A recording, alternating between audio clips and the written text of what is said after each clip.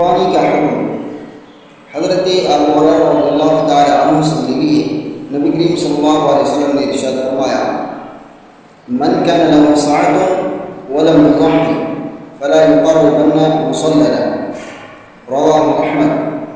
حدیث نمبر 8273۔ جو شخص وسعت کے باوجود قربانی نہ کرے، طاقت رہتے ہوئے قربانی نہ کرے، وہ ہماری عیدگاہ کے قریب ہی نہ آئے۔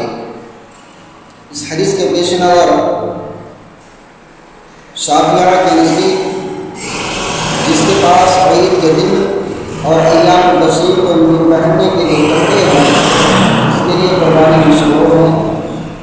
حنابلہ کے نزدیک جو قرض ادا کر سکتا ہو، قرض لے کر بھی قربانی کرنا ہوگا، اور یہی فتویٰ ابن باز رحمہ اللہ کا بھی ہے۔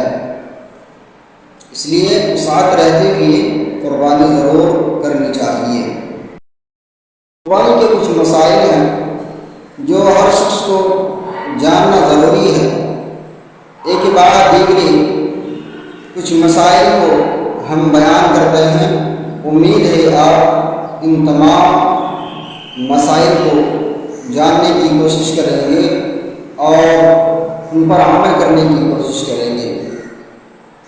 مسئلہ نمبر 1، ام سلمہ رضی اللہ تعالی عنہا سے روایت ہے، مسلم شریف کی حدیث ہے: اذا رأيتم الهلال ذي الحجة وأراد أحدكم أن يضحي فليمسك عن شعره وأظفاره، کہ جو شخص قربانی کرنا چاہتا ہو تو اسے چاہیے کہ ذوالحجہ کا چاند نظر آنے کے بعد حجامت نہ بنوائے، بال نہ کاٹے، ناخن نہ تراشے۔ مسلم حدیث نمبر 1977۔ یہ حکم ایک ذی الحجہ سے لے کر قربانی کرنے تک ہے، اور یہ حکم تمام گھر والوں کے لیے ہے، حتیٰ کہ عورتوں کے لیے بھی اور بال بچوں کے لیے بھی۔ لیکن یہ بھی یاد رہے ان ایام میں مرغا، مرغی، کبوتر یا بطخ وغیرہ ذبح کر سکتے ہیں، کھا سکتے ہیں۔ مسئلہ نمبر 2، قربانی کا جانور بہیمۃ الانعام میں سے ہو۔ بہیمۃ الانعام میں 4 طرح کے نر اور مادہ، یعنی کل 8 قسم کے جانور ذبح کیا جا سکتا ہے، اور یہ بہیمۃ الانعام میں آتا ہے۔ وہ ہے اونٹ، اونٹنی، گائے، بیل، بھیڑ اور دمبا، اور بکرا، بکری۔ نر و مادہ کل 8 قسم کے جانور ہیں جو بہیمۃ الانعام آتا ہے، اور انہی کی قربانی کی جائے گی۔ اختلافی مسئلہ یہ ہے کہ بھینس کے قربانی کیا جا سکتا ہے یا نہیں۔ کچھ علماء کرام فرماتے ہیں کہ کیا جا سکتا ہے، اور کچھ فرماتے ہیں کہ نہیں کیا جائے گا۔ بہرحال بھینس کی قربانی میں اختلاف ہے۔ مسئلہ نمبر 3، قربانی کا جانور موٹا تازہ ہونے کے ساتھ ساتھ 2 دانتا ہونا ضروری ہے۔ جابر بن عبداللہ رضی اللہ تعالی عنہ سے مروی ہے، رسول اللہ صلی اللہ علیہ وسلم نے فرمایا: لا تذبحوا الا مسنہ، قربانی میں صرف مسنہ ہی ذبح کرو، الا ان یعصر علیکم فتذبحوا جزعۃ من الضأن، اگر تنگی کی وجہ سے تمہیں 2 دانتا نہ ملے تو 1 سال کا بھیڑ یا بھیڑی تم قربان کر سکتے ہو۔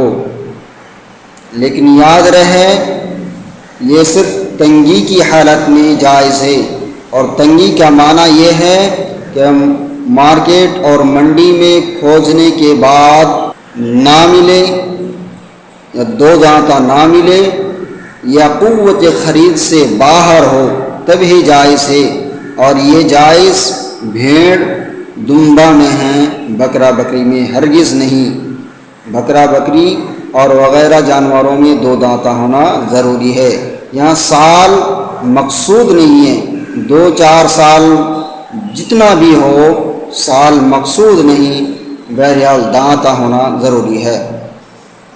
مسئلہ نمبر 4، قربانی کا جانور تمام عیبوں سے پاک ہونا چاہیے، جیسے کانا یا بھینگا، لنگڑا یا بیمار یا لاغر یا کمزور۔ اسی طرح کان کٹا ہو یا کان چرا ہو یا کان میں سوراخ ہو وہ بھی جائز نہیں، سینگ ٹوٹا ہو یا دم کٹا ہو یہ بھی جائز نہیں۔ ہاں سینگ اور دم اگر پیدائشی نہ ہو تو پھر جائز ہے۔ مسئلہ نمبر 5، جانور ذبح کرنے سے پہلے چاقو اور چھری کو خوب اچھی طرح سے تیز کر لینی چاہیے تاکہ ذبح کرنے والے کو کوئی طاقت لگانا نہ پڑے، لیکن یاد رہے جانوروں کے سامنے یا ان کے آگے چاقو چھری تیز نہ کریں۔ مسئلہ نمبر 6، قربانی کا جانور خود اپنے ہاتھوں سے ذبح کرنا یہ سنت ہے۔ اگر کوئی خود نہ کر سکتا ہو تو دوسروں سے بھی ذبح کروا سکتے ہیں۔ اسی طرح عورتیں بھی اپنی طرف سے قربانی دے سکتی ہیں اور ذبح بھی کر سکتی ہے۔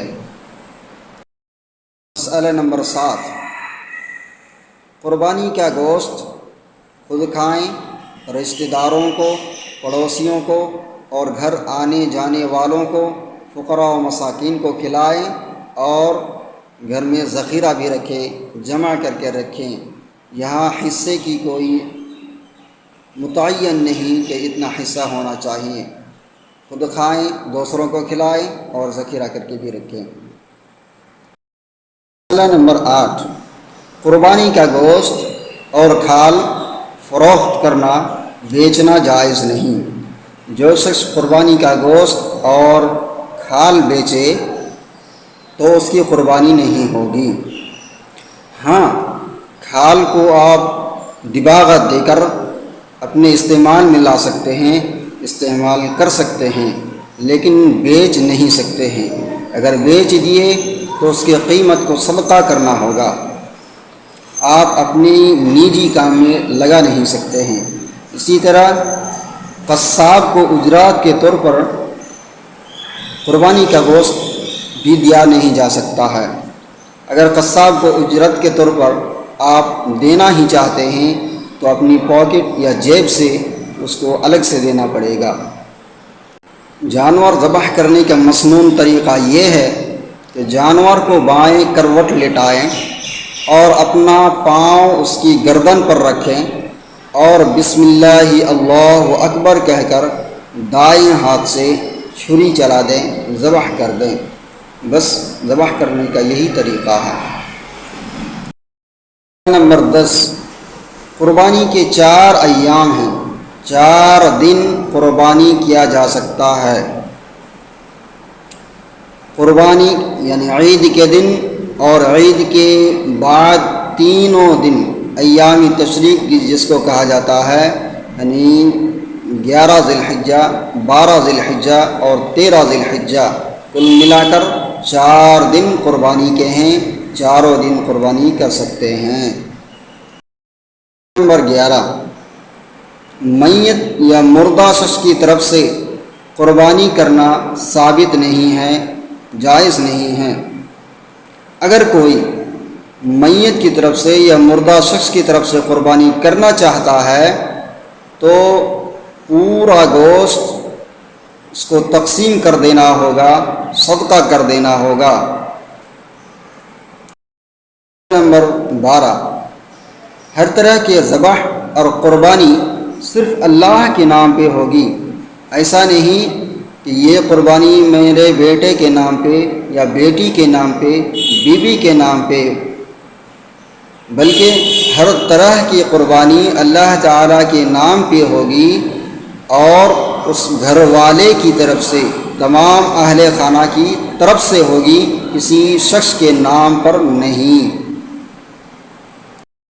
نمبر 13، قربانی کے جانور میں عقیقے کے حصے کو شامل کرنا بھی جائز نہیں۔ یعنی اگر کوئی قربانی کے جانور میں اپنا عقیقے کے حصہ کو شامل کر دے تو ایسا کرنا جائز نہیں ہے۔ اور یاد رہے عقیقہ میں صرف بکرا بکری بھیڑ یا دمبا ہی دیا جا سکتا ہے، گائے یا اونٹ اس طرح کے عقیقہ میں دیا نہیں جائے گا۔